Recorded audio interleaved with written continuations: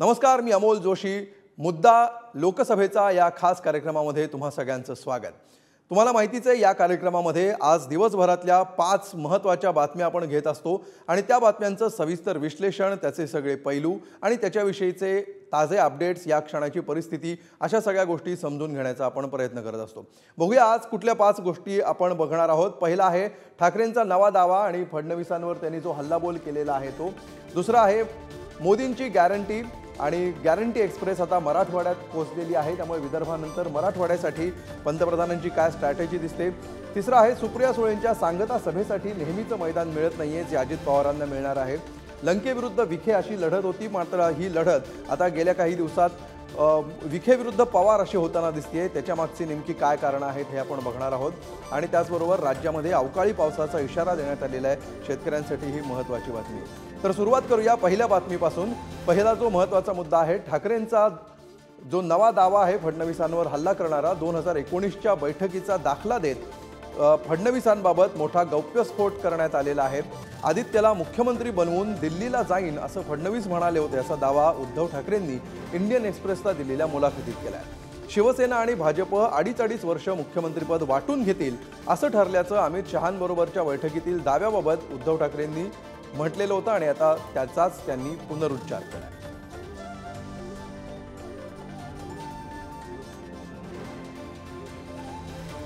तर गेल्या काही तासामध्ये पुन्हा एकदा चर्चेला आलेला हा नवा विषय आहे समसमान जागा वाटप. हा विषय तर आपण 2019 पासून ऐकतोच आहोत, मात्र त्याचबरोबर जी एक त्यातल्या त्यात नवी माहिती, नवा मुद्दा जो समोर येतो आहे तो आहे आदित्य ठाकरेंबाबतचा.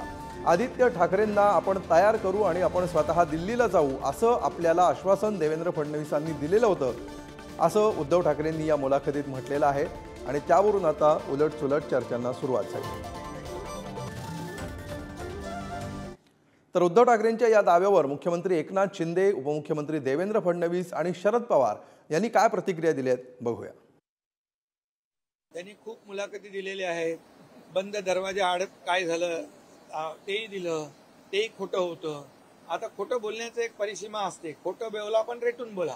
त्यांना मुख्यमंत्री व्हायचं होतं, ते शिवसेना भाजपच्या गठबंधनमध्ये मुख्यमंत्री त्यांना होता आलं नसतं, म्हणून त्यांनी खोटं सांगितलं की आमची चर्चा झाली अमित भाईंच्या बरोबर, परंतु अमित भाईंनी क्लिअर स्पष्टपणे अशा गोष्टीला नकार दिलेला आहे. त्यामुळे खोटं बोल पण रेटून बोल ही त्यांची संस्कृती आहे. आज ते असं म्हणाले की देवेंद्र फडणवीसांनी मला सांगितलं होतं की आदित्य ठाकरेला मी मुख्यमंत्री करेन आणि मी दिल्लीमध्ये जाईन. त्यांना वेळ लागला असेल, मला तर लागलेलं नाही ना, मला तर लागलेलं. पण माझा सवाल आहे, कालपर्यंत यांना भ्रम होत होता की अमित भाई शहांनी त्यांना कुठल्या तरी खोलीमध्ये नेऊन त्या ठिकाणी सांगितलं की तुम्हाला मुख्यमंत्री करतो. हा कालपर्यंतचा भ्रम होता.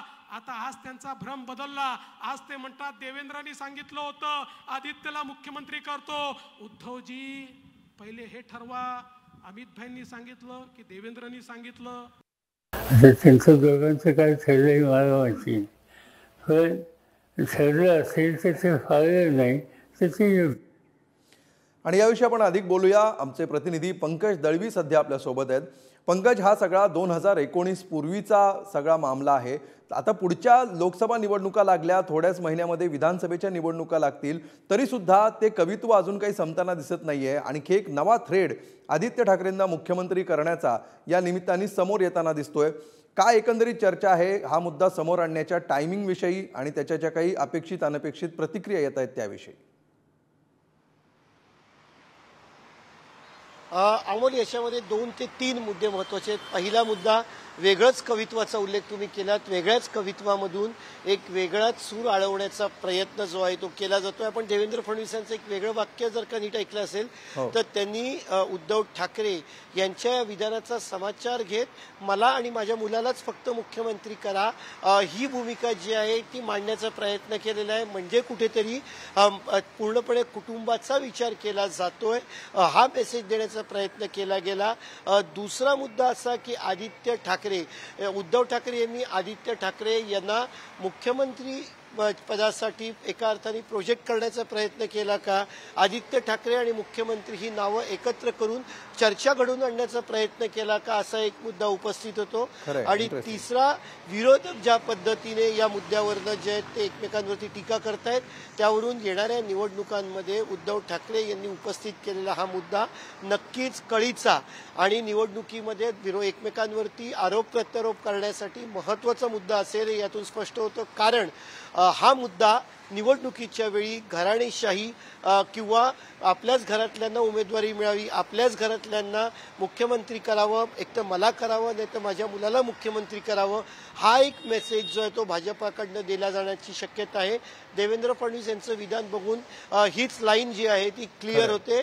तर उद्धव ठाकरे सुद्धा येणाऱ्या लोकसभा निवडणुकीनंतर ज्या विधानसभा निवडणुका होणार आहेत त्या निवडणुका निश्चितपणे म्हणजे पंकज, त्यातला दुसरा मुद्दा जो तुम्ही सांगितलात की या निमित्ताने टीका करण्यासाठी असो किंवा समर्थन करण्यासाठी असो, आदित्य ठाकरे आणि मुख्यमंत्री हे दोन शब्द एकत्र करण्याचा हा प्रयत्न आहे का, हे बघणं महत्त्वाचं असणार आहे. खूप खूप धन्यवाद. पुढच्या दुसऱ्या मुद्द्याकडे आपण वळूया. आजचा जो दुसरा महत्त्वाची बातमी आज दिवसभरातली ती आहे मोदींची गॅरंटी एक्सप्रेस मराठवाड्यामध्ये नांदेड, परभणी आणि या ठिकाणी प्रचार सभा घेत त्यांनी मवियावर निशाणा साधलाय. महायुतीच्या उमेदवारांच्या प्रचारासाठी आज परभणी आणि नांदेडमध्ये पंतप्रधान नरेंद्र मोदींच्या जाहीर सभा झाल्या.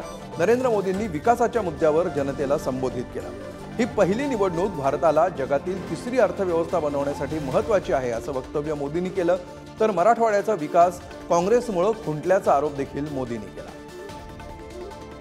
आणि याविषयी आपण अधिक चर्चा करूया. आमचे प्रतिनिधी सचिन जिरे सध्या आपल्या सोबत आहेत. सचिन, या सभा तुम्ही कव्हर केलेल्या आहेत.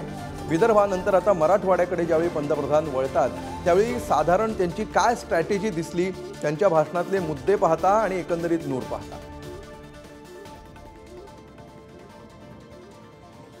नक्कीच जर आपण पाहिलं तर आज मोदी हे मराठवाड्यात आले होते, मात्र त्यांचं प्रामुख्याने त्यांनी ज्या मुद्द्यांना हात घातले ते मुद्दे होते की 2014 पूर्वी देशांमध्ये काय वातावरण होतं आणि आज काय वातावरण हे दाखवण्याचा कुठेतरी प्रयत्न झाला त्यांच्याकडून. कारण 2014 पूर्वी त्यांनी असं सांगितलं की 2014 पूर्वी जेव्हा टीव्ही आपण पाहत होतो त्यावेळेस देशातल्या ज्या काही आपले सैनिक होते त्यांना मारल्याच्या किंवा भ्रष्टाचारांच्या गोष्टी ऐकायला मिळत होत्या. मात्र आज जर आपण पाहिलं तर कुठलाही भ्रष्टाचार देशामध्ये होत नाहीये.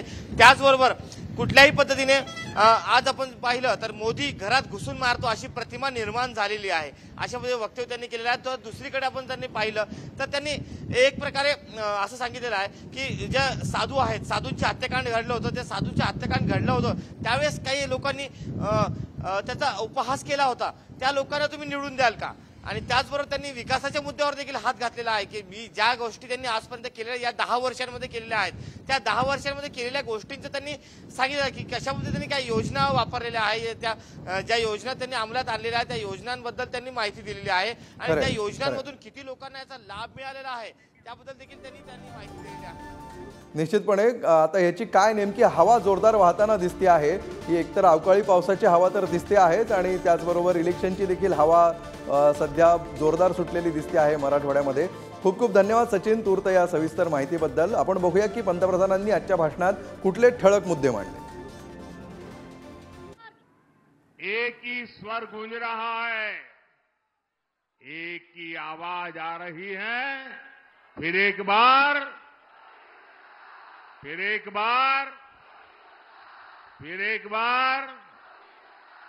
साथियों 2024 का ये चुनाव केवल सरकार बनाने के लिए नहीं हो रहा. इस चुनाव का लक्ष्य है भारत को विकसित बनाना, भारत को आत्मनिर्भर बनाना. मेरे लिए तो आप ही मोदी हो, तो घर घर जाके बताओगे ना. देखिए आज परभणी के 12 लाख से ज्यादा गरीबों को बिना भेदभाव मुफ्त राशन मिल रहा है ताकि गरीब के घर का चूल्हा जलता रहे, बच्चे भूखे पेट सो न जाएं, मां की आंख से आंसू न बहे. इसलिए मोदी 12 लाख परिवारों को यहीं पर मुफ्त राशन दे रहा है, आने वाले 5 साल भी देता रहेगा। आजादी के समय कांग्रेस ने देश का विभाजन करवा दिया।